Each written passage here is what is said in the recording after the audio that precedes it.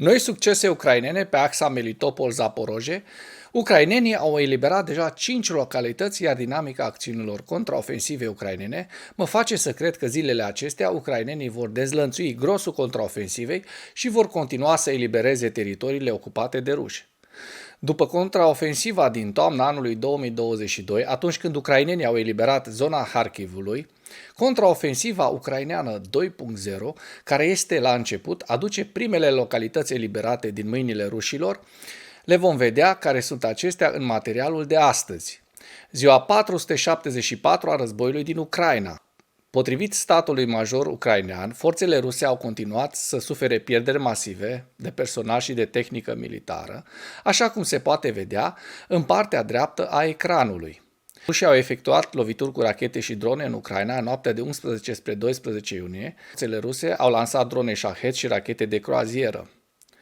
Potrivit Institutului pentru Studiul Războiului, forțele ucrainene au efectuat operațiuni de contraofensivă în cel puțin 3 zone ale frontului și au realizat câștiguri teritoriale în 10 și 11 iunie. Ministrul adjunct al apărării ucrainean, Hanna Maliar, a raportat că forțele ucrainene desfășoară operațiuni ofensive în zona Bahmut, iar surse ruse au raportat atacuri terestre ucrainene continue pe flancurile nordice și sudice ale Bahmutului. Imaginile geolocalizate și sursele rusești au indicat că forțele ucrainene au eliberat mai multe așezări în timpul atacurilor la sol continue de la sud, sud-vest și sud-est de Velica Novosilica, în vestul regiunii Donetsk.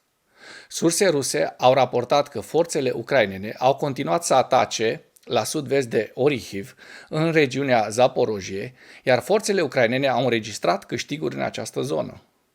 Forțele ucrainene au făcut progrese verificate vizual în vestul regiunii Donetsk și vestul regiunii Zaporojie, pe care sursele rusești le-au confirmat, dar au încercat să le minimizeze.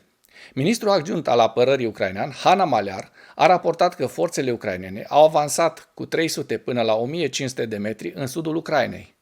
Maliar și alte surse ucrainene și surse ruse au raportat că forțele ucrainene au obținut câștiguri la sud-vestul Velica Novosilica între 10 și 11 iunie, inclusiv eliberarea Makarivka, Nesușine, Blahodatne, Storozeve și Novodarivka. Unele surse ruse au raportat că luptele sunt în desfășurare în zona gri sau zonele contestate sau că forțele ucrainene operează în zone pe care forțele ruse nu le-au ocupat pe deplin înainte de atacurile ucrainene în sudul Ucrainei. Surse ruse se referă probabil la avansurile teritoriale ucrainene prin apărarea rusă ca fiind capturarea zonelor gri pentru a minimiza câștigurile ucrainene și a omite raportarea despre forțele ucrainene care trec prin liniile defensive. Forțele ucrainene au eliberat mai multe orașe, dar pretențiile privind o recunoaștere ucraineană sunt premature în acest moment. Ministrul adjunct al apărării ucrainean, Hanna Maliar, a declarat că forțele ruse își transferă cele mai capabile unități de luptă din direcția Herson în direcția Bahmut și Zaporojie. Maliar a declarat pe 11 iunie că forțele ruse transferă elemente ale armatei 49 combinate ale districtului militar de sud și elemente nespecificate ale infanteriei navale și ale forțelor aeriene din direcția Herson. Lucru care este posibil din cauza distrugerii barajului hidrocentralei Kahovka. Maliar a menționat că forțele ruse probabil au aruncat în aer barajul pentru a scurta liniile defensive din regiunea Herson ca parte a răspunsului la începutul contraofensivei ucrainene. Inundațiile în aval de baraj au drenat lacul de acumulare Kahovka, ducând la ieșirea din apa Amâlului, iar în acest moment nu este clar cum aceste schimbări de teren vor afecta războiul de manevră în sudul Ucrainei. Dacă terenul se schimbă de la inundațiile râului Dnipru, nu exclud nicio posibilă traversare a râului ucrainean în săptămânile și lunile următoare. Forțele ruse ar putea lupta să apere regiunea Herson cu unitățile rămase sau disponibile. Finanțatorul Wagner, Evgeni Prigojin, a caracterizat planul Ministerului Rus al Apărării de a oficializa formațiunile de voluntari până la 1 iunie ca un atac asupra lui și a forțelor sale.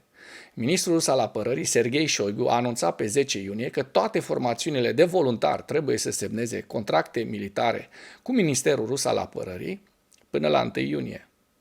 Prigojin a susținut în mod defensiv că militarii companiei militare private PMC Wagner nu vor semna contracte cu Ministerul Rus al Apărării în răspunsul său media la anunțul lui Șoigu.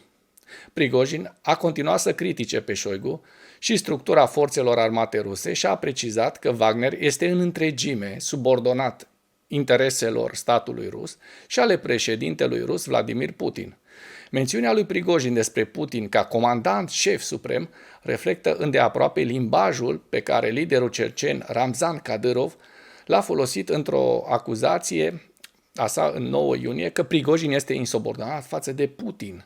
Prigojin a mai remarcat că Wagner își coordonează acțiunile cu comanda militară rusă prin intermediul generalului de armată Sergei Surovikin, afiliat grupării Wagner.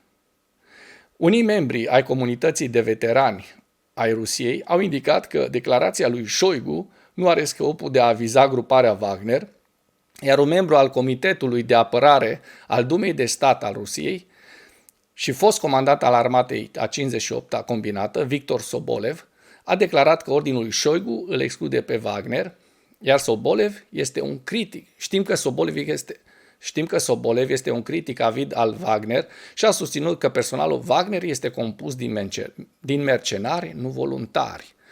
Fostul ofițer rus și ultranaționalist înflăcărat Igor Girkin a susținut ordinul și a afirmat că armatele coezive câștigă războaie mai degrabă decât detașamentele separate sau companiile militare private. Un blogger militar rus afiliat grupării Wagner a susținut că Wagner nu este un PMC și că un decret secret a legalizat existența Wagner în Rusia.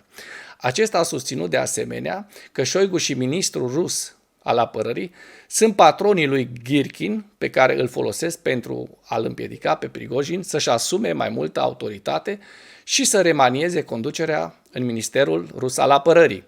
În ceea ce urmează, vă prezint un slide cu cele mai importante fronturi din Ucraina din data de 11 iunie. Hărțile sunt creația Institutului pentru Studiul Războiului.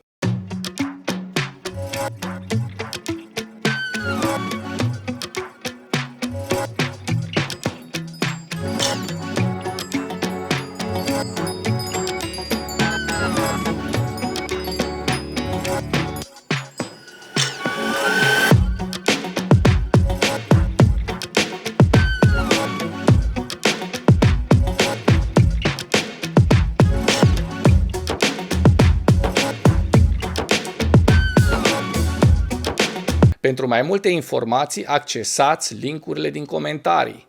Mulțumesc pentru vizionare. Dacă vrei să susții acest canal, abonează-te la Animatura.